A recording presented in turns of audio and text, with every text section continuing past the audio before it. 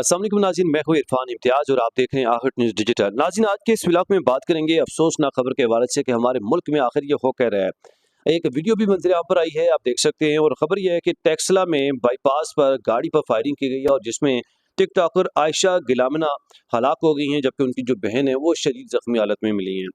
तो ये खबर क्या है, पूरी डिटेल आपके सामने रखेंगे। डिटेल चलने से पहले अगर चैनल पर नए हैं, सब्सक्राइब करना, बेल आइकन प्रेस करना ना भूलिएगा ताकि इस तरह के इन्फॉर्मेटिव व्लॉग्स या टाइमली आप तक पहुंचते रहें। आगाज़ करते हैं जी। आयशा गिलामिना एक टिकटॉकर थी और उनके ऊपर फायरिंग की गई और गाड़ी उनकी जो है ना, वो ये वीडियो भी मंज़र आप पर आई है जहाँ पे देखा जा सकता है कि चौक में से गाड़ी गुजर रही होती है कि मोटरसाइकिल सवार 2 आते हैं और सीधा स्ट्रेट फायर मार कर गाड़ी के ऊपर, और आयशा जो गिलामिना है उस वक़्त हलाक हो जाती हैं, लेकिन उसके बाद गाड़ी जो है आउट ऑफ कंट्रोल हो जाती है और गाड़ी आगे लगने से डंपर के साथ जो है वो फिर उनकी जो बहन है वो शदीद ज़ख्मी हो जाती हैं। कार डंपर से टकराने के बाद 15 साला बहन ज़ख्मी हुई। लेन-देन का जो उनका तनाज़ा बताया जा रहा है, जिसकी वजह से उन लोगों ने आके इनके ऊपर जो है फायर किए हैं। 2 अफराद जो है एफआईआर में नामज़द किए गए हैं, जिनके नाम इसमें नामज़द किए गए हैं। रावलपिंडी की तहसील टेक्सला के बाईपास के करीब मोटरसाइकिल सवार नामालूम 16 अफराद ने अंधाधुंध फायरिंग शुरू कर दी और फिर 28 साला मारूफ टिकटॉकर शम्सो बीबी उर्फ आयशा गिलामना को कत्ल कर दिया गया। और ये रावलपिंडी का एक इसकी तहसील है टेक्सला, जहाँ पे ये वाक़या रुनमा हुआ है। और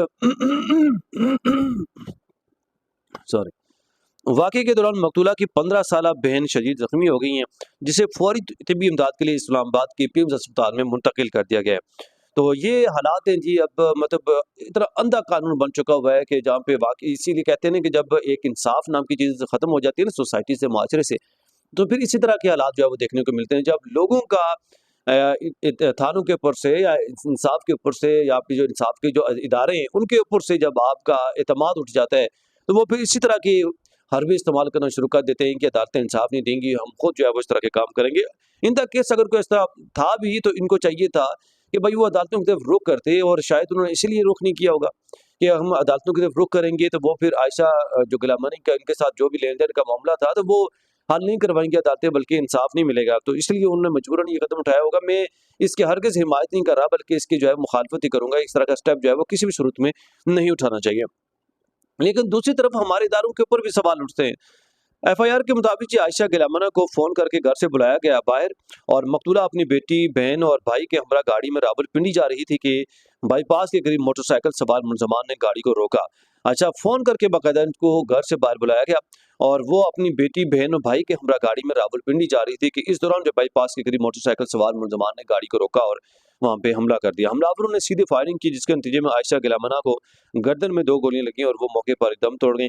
फायरिंग के फौरी बाद गाड़ी बेकाबू होकर सामने से आने वाले डंपर से टकराई, जिसकी वजह से मकतूला की 15 साला जो बहन है अस्मिया शदीद जख्मी हो गई हैं। मकतूला आयशा गिलामना सोशल मीडिया ऐप टिकटॉक पर इंतहाई मुतारिक थी, जहां उनके 1.3 मिलियन जो है वो से ज़ायद फॉलोअर्स थे।